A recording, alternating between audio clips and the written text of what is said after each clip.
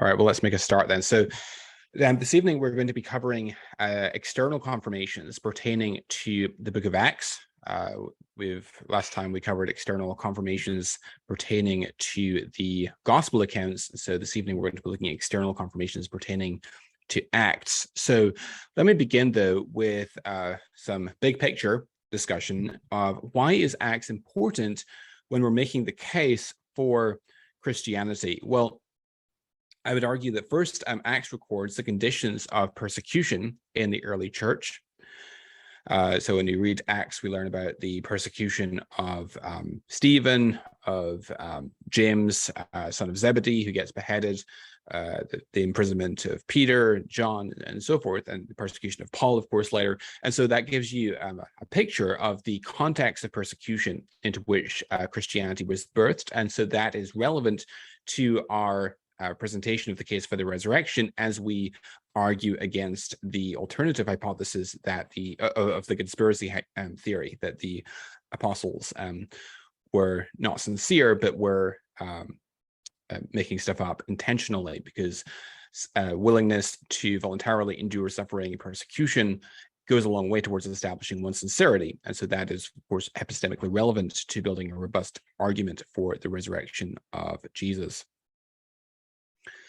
Acts also records very early declarations of the resurrection from the apostles. You read, for example, Acts 2, where Peter is boldly proclaiming the message of the resurrection at Pentecost in Jerusalem.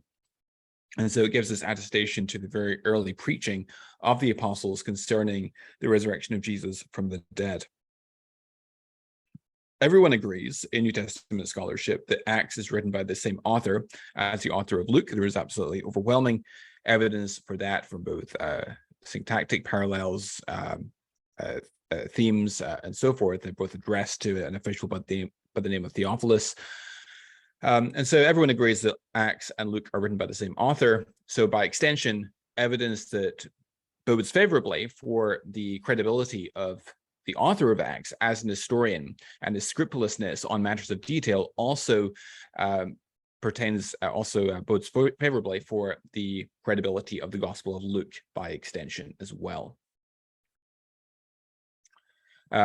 And so basically, if we can show that Luke was in fact a habitual truth teller who was in a position to know what the original apostolic statement was concerning the nature of the resurrection appearances, this is of huge value in helping us to corroborate Jesus' resurrection from the dead. You'll notice also that Luke, he claims, of course, to be a traveling companion of the Apostle Paul. Verse from chapter 16 onwards, you see the use of the plural inclusive pronoun we, indicating that the author is claiming to be a traveling companion of the Apostle Paul, and both internal and external evidences supports Luke's contention that he was in fact a traveling companion of the Apostle Paul, and that puts him in a unique position to know what was being asserted by those who were purportedly eyewitnesses of Jesus' resurrection, because Luke was present with Paul in Acts 21 when Paul visits the Jerusalem church and meets with James and all the Jerusalem elders. And he also was present with Paul when Paul was imprisoned in Caesarea Maritima for at least 2 years, which is fairly close to Jerusalem. So he'd have access during that time to those who were purportedly eyewitnesses of Jesus' resurrection. So Luke was in a unique position to know what the original apostolic assertions were. And so given his meticulousness as an historian, which will, as can be demonstrated from numerous lines of evidence, that supports that what Luke tells us in Luke and Acts concerning the claim of the resurrection actually reflects what was being asserted by those original apostles. Now, a strong case then can be composed of both external and internal evidence for the conclusion that the author of Acts knew Paul personally and traveled with him. The author appears to have been a scrupulous historical reporter, and the author would have had opportunity to investigate the events of Jesus' life by talking to other apostles. Now, what does Bart Ehrman have to say on Acts? Very well-known contemporary New Testament critic. Well, he says on this blog, is a blog called the Bart Ehrman blog. And in this blog post from 2016, he says, as valuable as Acts may be as an interesting story about the first years and decades of the early Christian movement, the reality is that the book of Acts is not historically reliable.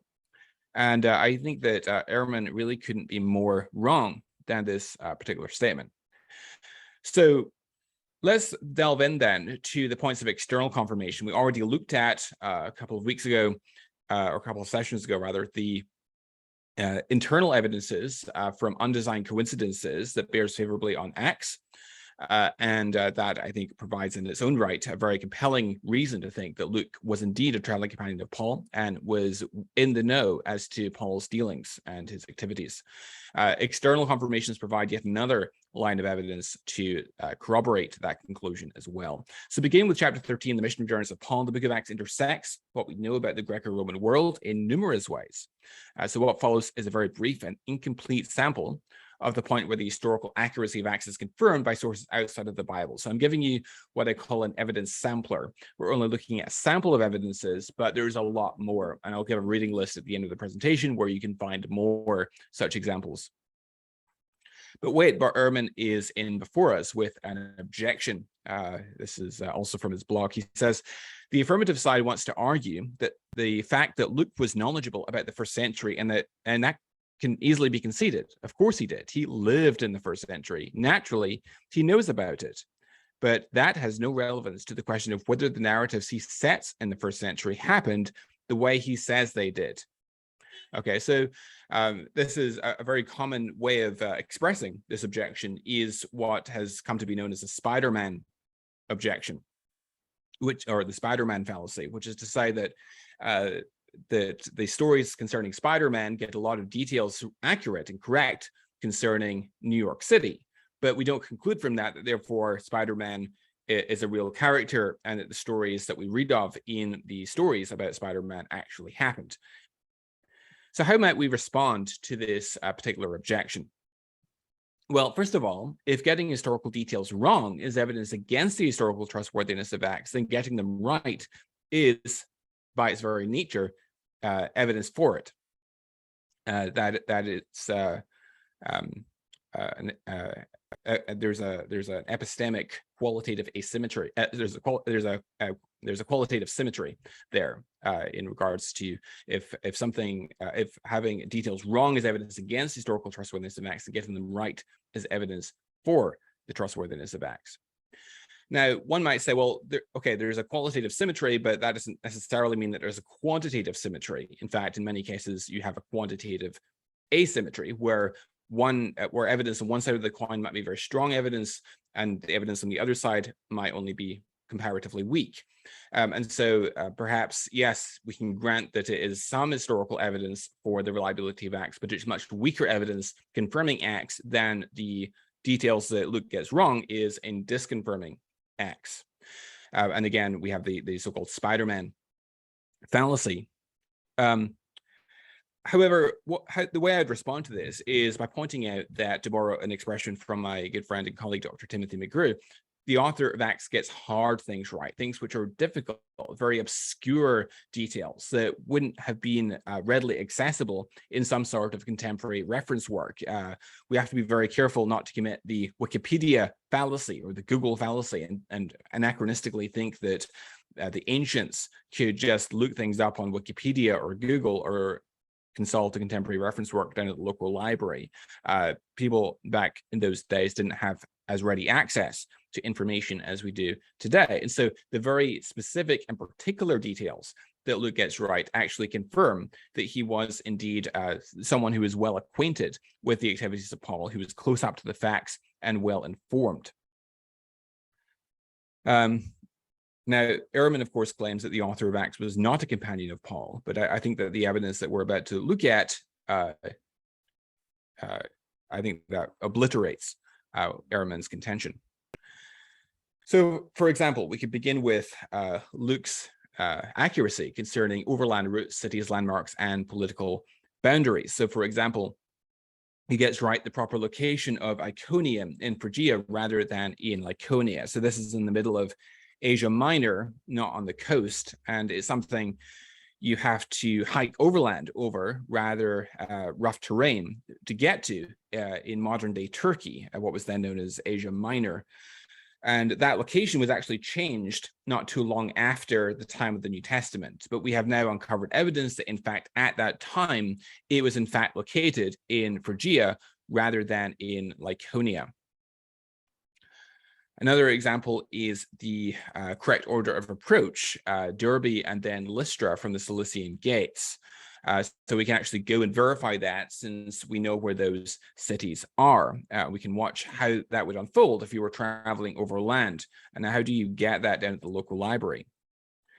The proper description of Philippi as a Roman colony, and the identification of its seaport as Neapolis, which is attested both in manuscripts and in numismatic or evidence, which relates to coins. This was actually a special status for a city, giving the city special privileges. And Philippi was actually very proud of it. And that status is attested from coins and Latin inscriptions. In fact, I think this is probably what Paul is alluding to in his letter to the Philippians, where he says, but our citizenship is in heaven. Now, in chapter 16, verse 13, it mentions that they're going to a riverside outside the gate, and this is the river Ganges, but it wasn't a huge famous river, unlike the Nile. And the author doesn't mention the name, so you've got this apparent casualness, which itself is of evidential value in it as a ring of verisimilitude, if you will. The proper locations, Amphipolis and Apollonia, cities about 30 miles apart, where travelers would spend successive nights on this journey to Thessalonica. A natural crossing between correctly named ports, chapter 13, verses 4 and 5. Mount Cassius, which is south of Seleucia, is within sight of Cyprus. The proper port, Perga, for a ship crossing from Cyprus.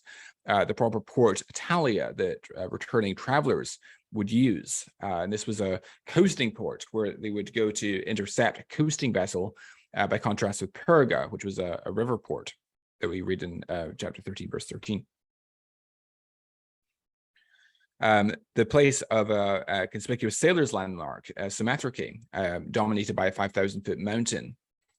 The correct implication that sea travel is the most convenient way of reaching Athens from Berea, with the favoring Etesian winds of the summer sailing season. In the middle of one of the so-called we passages, the author is giving a blow-by-blow account of this last trip to Jerusalem in Acts 21, verse 1. And he says that they found a ship at Patara in Asia Minor that was sailing across to Phoenicia, just north of the Holy Land. And in fact, Patara was indeed a port used in the corn trade, and would have been a likely place to find a ship headed that way. Yeah, even more striking, the name is neuter plural, possibly meaning baskets. And Acts gives the exact right form of the town's name, attested from inscriptions. And again, that's not the sort of thing that would just be common knowledge. In Acts 20, verse 13 and 14, we read, but going ahead of the ship, we set sail for Assos, intending to take Paul aboard there. For so he had arranged, intending himself to go by land. And when he met us at Assos, we took him on board and went to Mytilene. So on this last journey then, in Acts to Jerusalem, Paul decides to walk from Troas to Assos on the tip of Asia Minor, having the ship on which his friends were sailing pick him up at Assos. Now, how would that work, you may wonder? Wouldn't the ship sail faster? Well, if we consult a map, we discover that the ship actually has to go around the Cape Lectum. So there would be time for Paul to walk and to meet the ship. In fact, Colin Hemer says in his book, the Book of Acts and the Setting of Hellenistic History, that, quote, Paul's staying behind at Troas and traveling overland to rejoin the ship's company at Assos is appropriate to local circumstances, where the ship had to negotiate an exposed coast and double Cape Lectum before reaching Assos.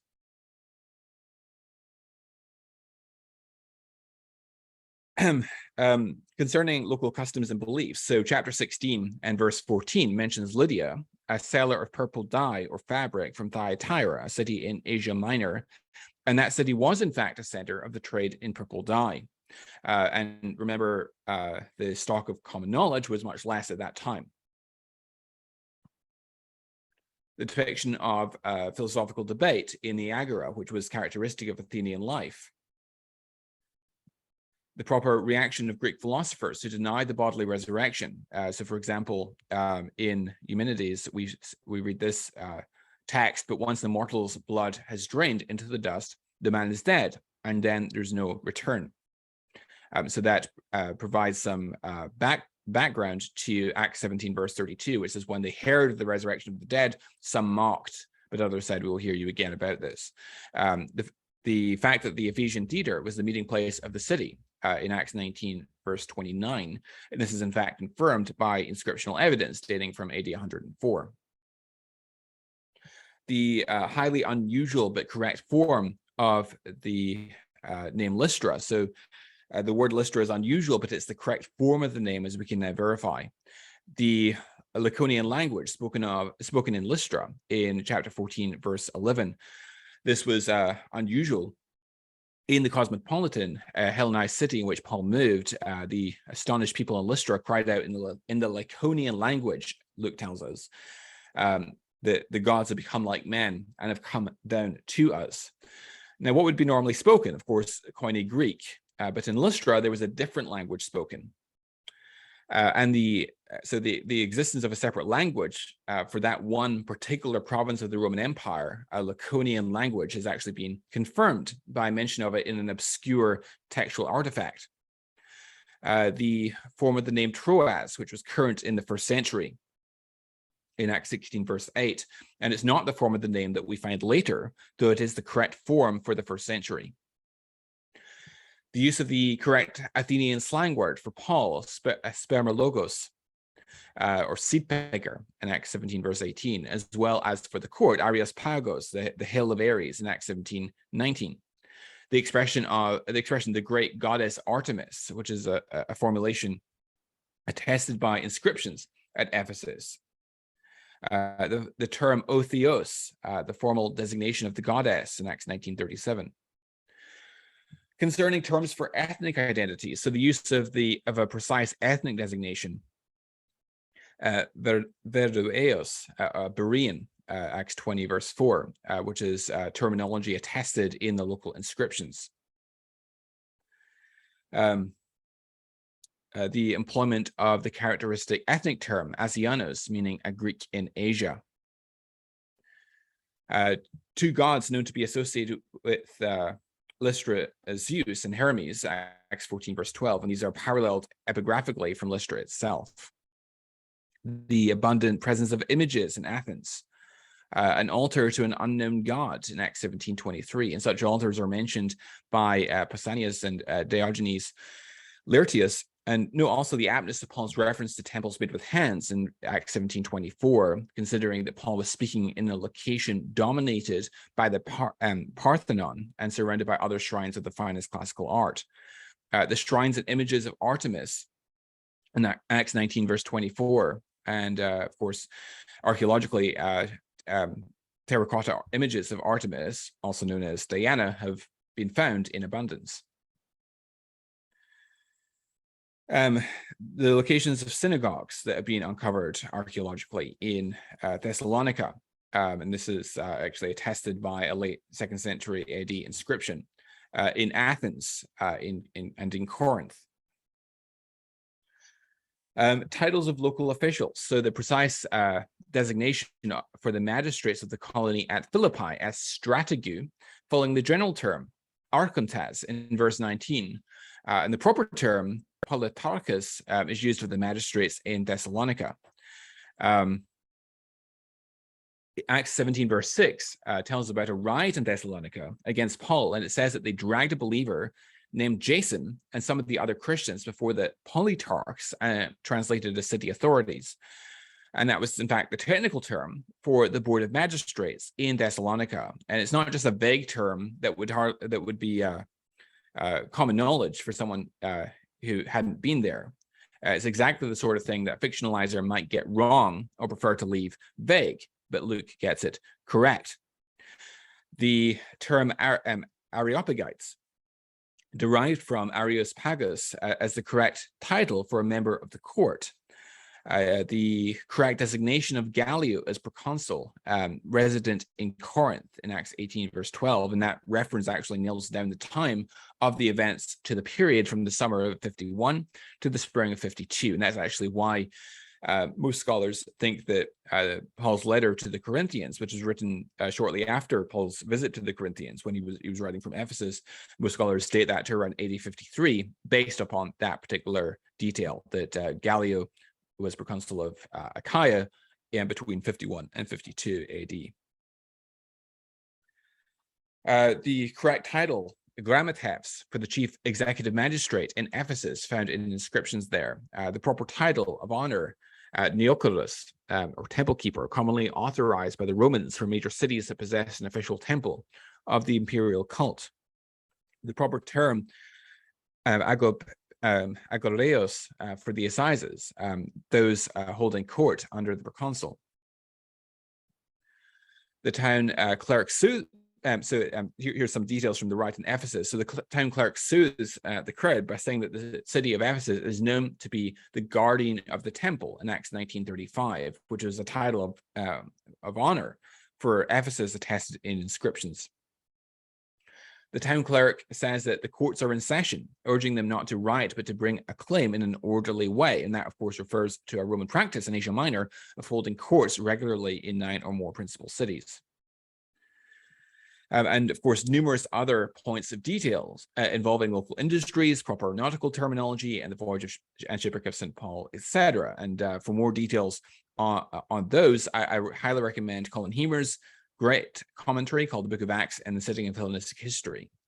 But there are many other details as well, where you have a particular point that's made in, or a particular point or detail that's reported in Acts that's confirmed in a very incidental and casual way by extra-biblical secular sources, so, sort of like an undesigned coincidence between Acts and some other external source that's not found in the New Testament. So an example of this is when Luke tells us of the rite in Ephesus. He reports that the city cleric tells the crowd that there are proconsuls in the plural in Acts 19:38.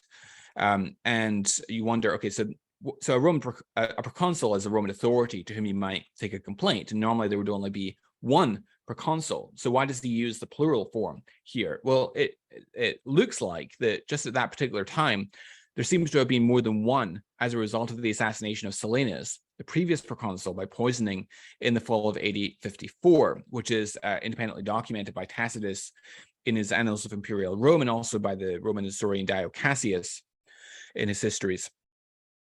So the argument is that these events are close enough to the mid-50s in Pauline chronology that the proconsuls refers to that unusual state of affairs at precisely that time. So Nero's mother, called Agrippina, had this proconsul, Marcus Junius Silenus, poisoned shortly following Nero's accession in October of 54, or at the very latest in December of 54, or perhaps January of 55. And so the argument that's made by quite a number of scholars is that they point to the proconsul's interim successors, which were either Nero's envoys, Helius and Celer, who helped assassinate Silenus, or also possibly Silenus's 3 deputies. And so that illuminates why in Acts 19:38 it uses the plural form, there are proconsuls, which is otherwise something you might not expect. Another example is in Acts 23, verses 1 through 5, where we read about Paul's apprehension and his being brought before the Jewish council. And it says, and looking intently at the council, Paul said, "Brothers, I have lived my life before God in all good conscience up to this day." And the chief priest, Ananias, commanded those who stood by him to strike him on the mouth. And Paul said to him, "God is going to strike you, you whitewashed wall. Are you sitting to judge me according to the law, and yet contrary to the law you order me to be struck?" Those who stood by said, "Would you revile God's high priest?" And Paul said, "I did not know, brothers, that he was the high priest, for it is written, 'You shall not speak evil of a ruler of your people.'" Now, of course, this raises an interesting question. How come Paul doesn't know who the high priest is? Surely, if nothing else, Paul could tell by his garb. Now, this Ananias was the son of as we read of in Antiquities of the Jews by Josephus, and he occupied the office of the high priest when Quadratus, who was the predecessor of Felix, was president of Syria. So Josephus tells us that he was actually charged with sedition, and he was sent bound to Rome by Quadratus in order to give an account of his actions to Claudius Caesar. And as a result of the intercession that was made on their behalf by Agrippa, they were dismissed and returned to Jerusalem. But Ananias, Ananias was not restored to his former office of high priest. And Ananias was succeeded by a guy called Jonathan, and Jonathan himself was assassinated inside the temple. So Josephus tells us concerning the death of Ananias' successor, Jonathan, that, quote, Felix bore an ill will to Jonathan, the high priest, because he frequently gave him admonitions about governing the Jewish affairs better than he did, lest complaints should be made against him, since he had procured of Caesar the appointment of Felix as procurator of Judea. Accordingly, Felix contrived a method by which he might get rid of Jonathan, whose admonitions had become troublesome to him. Felix persuaded one of Jonathan's most faithful friends of the name Doris to bring the robbers upon him and to put him to death. And so Jonathan got assassinated. And so the following Jonathan's assassination, the office of the high priesthood was not occupied until Ishmael, the son of Phabi, was appointed by King Agrippa. And the events that are recorded in Acts 23, in fact, took place precisely in that interval. So Ananias was in Jerusalem, and the office of the high priesthood lay vacant, and it seems, therefore, that Ananias acted by his own authority in the assumed capacity of the high priest. And then that illuminates Paul's words in Acts 23, verse 5, I did not know, brothers, that he was the high priest. And notice that so it's a jab against Ananias on the part of Paul.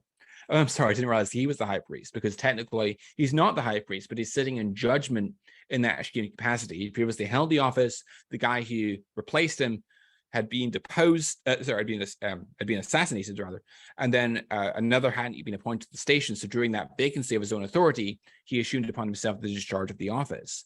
And so notice that Luke doesn't even take the time to explain the historical backstory in his account of this event. And so the sources interlock in a way that points to the truth of the narrative that we find in Acts.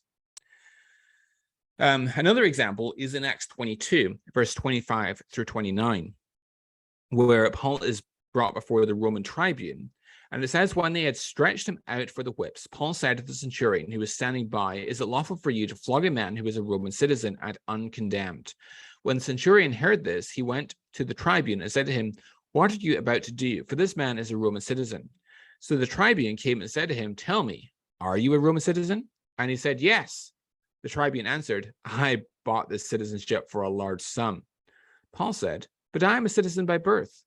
So those who were about to examine him withdrew from him immediately, and the tribune also was afraid, for he realized that Paul was a Roman citizen and that he had bound him. So I want to hone in on this statement in verse 28 by the tribune. I bought the citizenship for a large sum. Well, so what's going on there? What's the historical backstory? So here we find that Paul indicates that he's a Roman citizen, and the centurion is unimpressed and says that he became a citizenship himself only by paying a lot of money. And Paul coolly replies in response that he was born a citizenship. Now, we know from reading Dio Cassius, 2nd century Roman historian, that citizenships were actually sold in the time of the Emperor Claudius. You could actually pay a sum of money to acquire a Roman citizenship. And it started off being extortionately priced.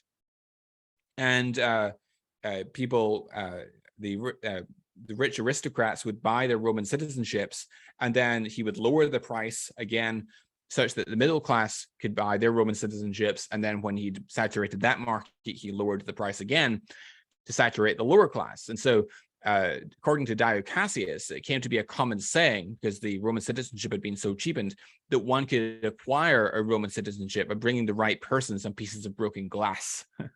And so that then provides some historical backstory as to the tribune's words there in verse 28. I bought the citizenship for a large sum. In other words, how much did you pay, Paul?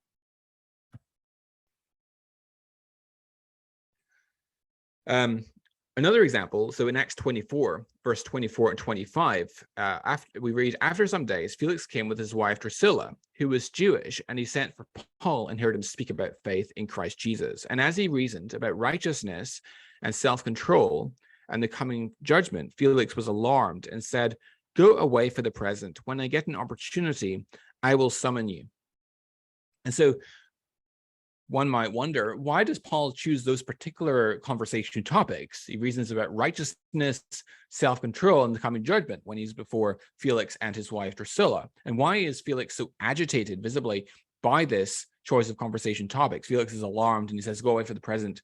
When they get an opportunity, I will summon you. Well, Josephus sheds a little bit of light on this. This is from his Antiquities of the Jews. He says, for the marriage of Drusilla with Azizus, it was in no time afterward dissolved upon the following occasion.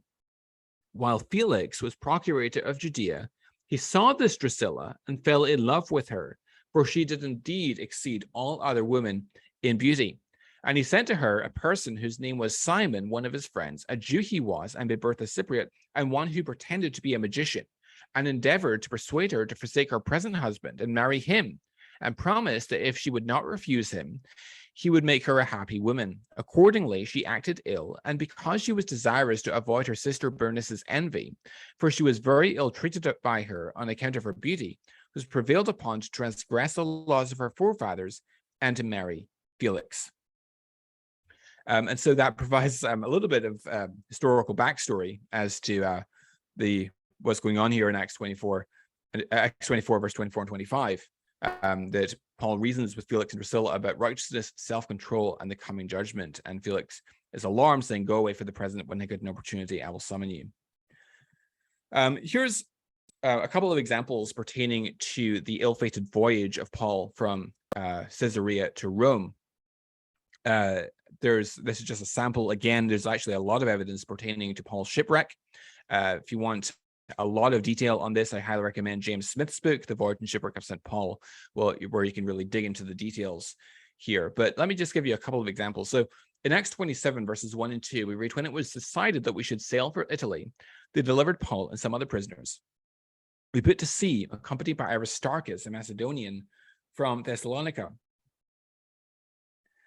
So in verse 3 through 5, we learn that they start from Jerusalem, and they go to Caesarea Maritima. That's where Paul is imprisoned for at least a couple of years. And then from there, they go to Sidon, and then they go to Myra. And from here, they transfer to a Greek Alexandrian grain ship. Now, just some background here. So as Luke said earlier, there was actually a famine during the reign of Claudius. And we verified this because Josephus also talks about that famine. And we know that Claudius established this grain fleet that would truck up to 150,000 tons of corn from a Greek city known as Alexandria in Egypt. And in fact, scholars have even been able to reconstruct their ancient shipping schedules.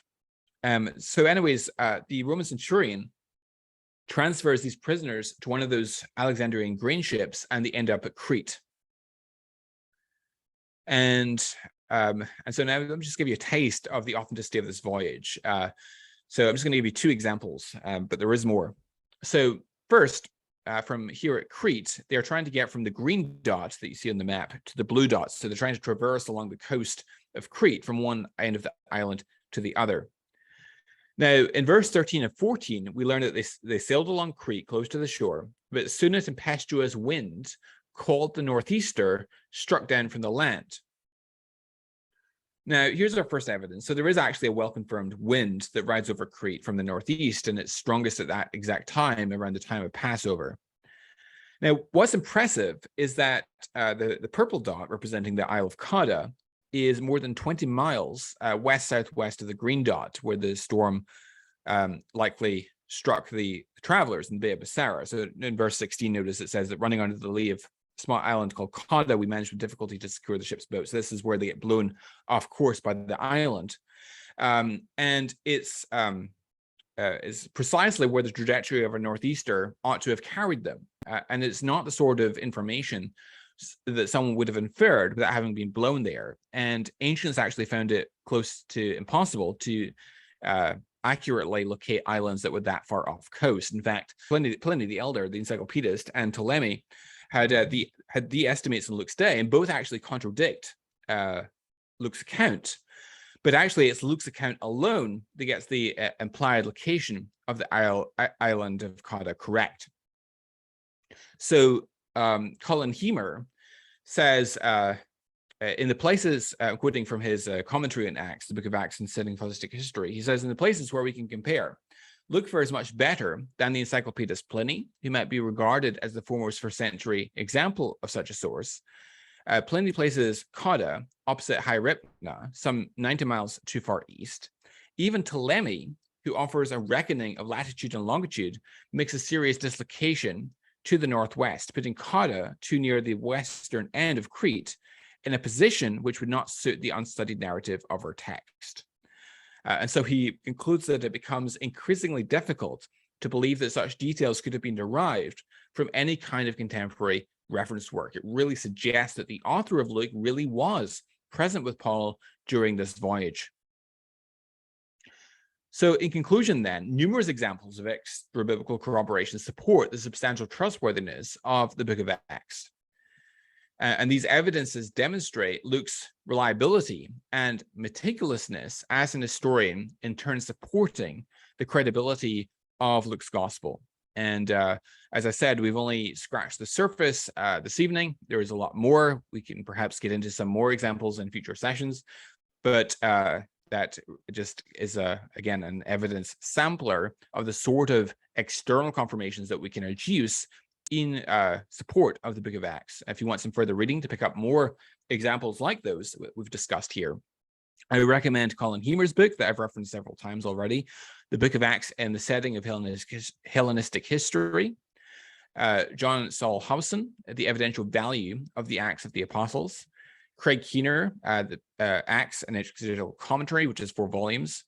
Stanley Leeds, The Religion of the Christ, Lecture 6. Lydia McGrew, Hidden in Plain View.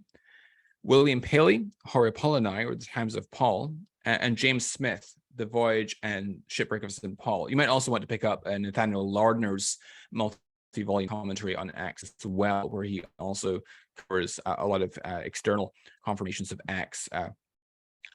So I will finish there, and I'm happy to open up to any questions or comments. Thanks so much for your attention again.